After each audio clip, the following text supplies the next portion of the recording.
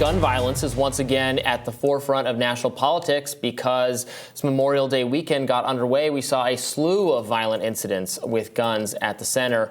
This left at least 16 people dead, very unfortunately, and dozens more injured. In Hollywood, Florida, at least 9 people, including young children, were injured after shots rang out. Here's our friends at News Nation discussing the matter. I just actually spoke to someone who was here when that shooting happened. She took cover. She went and got to safety. But here's what we know this morning. 8 out of those 9 people that were involved in this shooting are stable. We do know that one person, we're working to find out their condition because they underwent overnight surgery. Now, in the wake of the shooting, the aftermath, a lot of it was caught on camera, and we're going to show some of it to you now. Do want to warn you, some people this morning may find it to actually be graphic. But in this video that was taken by people that were caught in the middle of this shooting, you can see several laying in the sand or along the boardwalk. You see first responders with the help of regular people helping those like this here. Again, remember, this was on Memorial Day. Someone who possibly was shot. In the background, you see those crowds of people looking on, again, at the beach. Police say 2 groups got into a fight and someone pulled out a gun and then started shooting. This video was from a stream camera actually showing the huge crowd. Look at that, all of those people. And then you see him take cover right here. You see him start running. Presumably, that's when the gunfire started. You'll notice the dozens of them running. If you look further in the background, you see how many people were out there just for the holiday weekend. You know, the city's mayor says they had no major issues until last night, and not even a beefed up police presence dedicated to increased numbers of beachgoers could stop the shooting. And California Governor Gavin Newsom hit out at Florida Governor Ron DeSantis, tweeting, DeSantis signed a permitless carry bill in April that removes requirements for background checks, instruction, training, and oversight until our leaders have the courage to stop bowing down to the NRA and enact common sense gun safety. This kind of senseless violence will continue. That's Gavin Newsom. But the Golden State Democrat is feeling the heat himself for tweeting this, which some are calling a tone-deaf Memorial Day tweet. It's a man with miniguns himself up on his shelf climbing up to reach the books, which are out of reach, presumably a commentary on how there are more book bans, or there's the perception that there's a bigger interest in book bans than any kind of common sense gun legislation on the part of Republicans. What do you make of this, Robby? Well, I think the violence is terrible. We don't know the details precisely of everything that was going on. Obviously, in the Florida case, and also I think in the Chicago case, it was groups of what I presume to be younger people, some kind of fight, feuding with each other. Again, you don't know whether how many guns there were involved, whether they were legally owned by the people who had them, whether any kind of background check type thing would have stopped them from getting them, all that kind of stuff. So I don't have a lot of personal affection for the NRA necessarily, but again, we don't really know that legislation that specifically the NRA has thwarted really has anything to do with this. But look, these things are becoming constant. I understand people's, fearing for safety, disputes breaking out. This is the problem with guns. People are always, fights happen. People argue, get mad at each other. This happened outside my apartment last night. I was bringing my dogs back in for a walk, and a couple was fighting and starting to get physical with each other, but they presumably didn't have weapons, so they were just kind of pushing each other. It was bad. The police showed up pretty immediately, and were right to do so. But can you, and you want to prevent situations like that from escalating to violence, so you want people, who are going to use guns in a dangerous way, or possibly hurting bystanders, as I think was the case in some of these, with a child or children being hit. You don't want them to have access to guns. At the same time, most people who have guns don't behave that way, or carry them safely, or don't carry them on them at all. And how can we design a policy that constructively prohibits people from using guns recklessly and dangerously without infringing on the rights of people who are not doing anything wrong with their guns to still have them? This is the whole problem. That's what it means to have a government and to live in a society, is that every right that we have is constrained in some way so that we can have a safer environment that inures to the benefit of the maximum amount of people. And we all make these decisions and we calibrate and recalibrate as we run a society. But the idea that any right is unrestrained completely doesn't exist for any of the other rights in the Bill of Rights or anything. And it doesn't exist currently for gun rights. Obviously, there are laws about when, how, who can have guns, just like there's time, place, and manner restrictions on speech and the like. So I think the real conversation should be not whether or not we can absolutely not infringe on the rights of gun owners, but whether or not there is a growing consensus that more has to be done, even if it does in some small ways, in some incremental ways, infringe on the rights of gun owners if it means that more children don't get killed or shot at the beach Memorial Day weekend. And in fact, there was a poll that came out last week on the one-year anniversary of the Uvalde shooting, which showed that most Americans say curbing gun violence is more important than gun rights. And I don't think that's an argument against the Second Amendment as a whole or banning gun rights. And of course, substantially, most gun owners don't do these kind of horrible things, and they're using their, shotguns for hunting and things like that.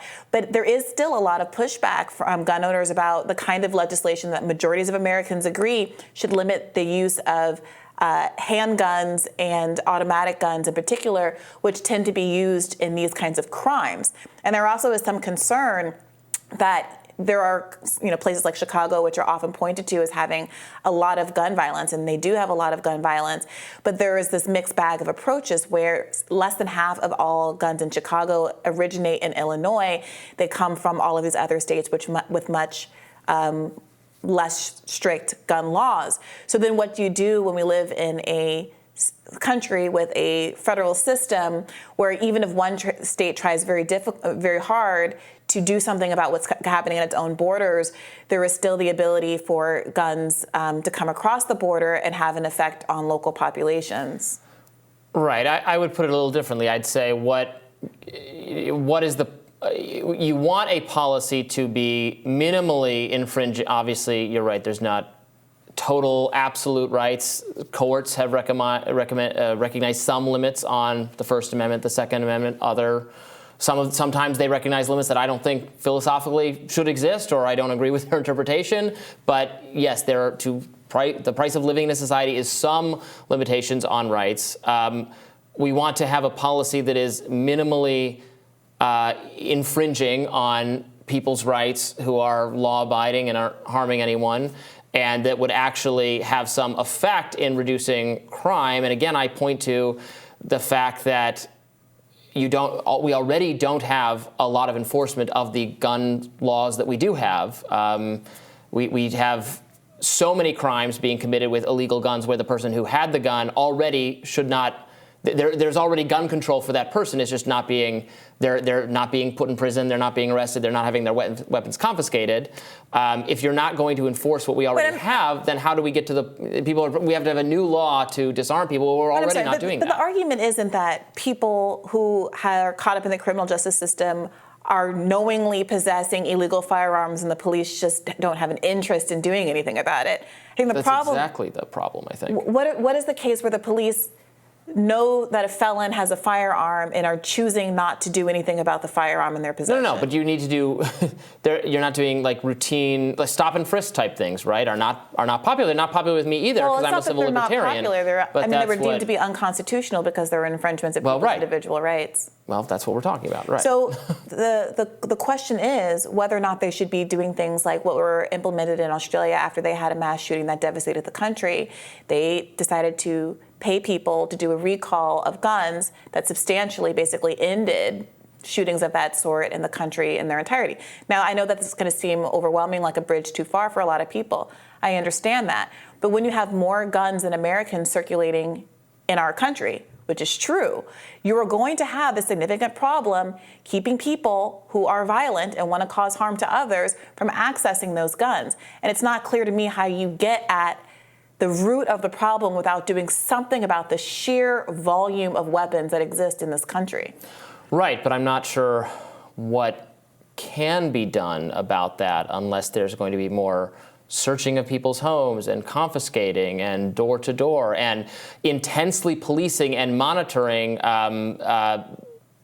the parts of the population that are disproportionately responsible for gun crimes, which raises all sorts of ugly and, as you said, potentially or just abjectly unconstitutional practices, which we worry about, which people on the left and liberals and progressives worry about on a lot of other contexts. Yeah, that's so interesting. I mean, the Australian example was voluntary and it was paid, right? Well, it's voluntary, it's voluntary. But you say that, but Second Amendment advocates have objected strongly to the idea of putting together a similar plan as what happened in Australia. So again, this is interesting. This poll that shows that 6 in 10 say that controlling gun violence is more important than protecting gun rights. That's the highest it's been in 10 years and also includes 4 in 10 gun owners. So I do think a lot of gun owners are very frustrated about the implications on them because of what bad actors are doing. Well, I know, but people... The American people, I think, don't have a good, again, because of the headlines and the attention paid, for instance, to the mass shootings, school shootings that are perpetrated with those very, very powerful weapons. I think it's often a support for banning or limiting those kinds of weapons, which would, you said the poll is in order to deter or sharply limit gun violence. But doing all of that because the overwhelming majority of the violence is perpetrated with the guns people have easy access to, that wouldn't, doing something about that wouldn't bring us down very much. Oh, well, I specifically mentioned both handguns and automatic rifles. I think you did, but I don't know in the question if the response. Well, they divided it out somewhat. There are wide divisions, it says, on semi-automatic assault-style weapons like the AR-15. Democrats support banning these weapons. 44% of Democrats do. Only 13% of Republicans support banning those weapons. I'm surprised.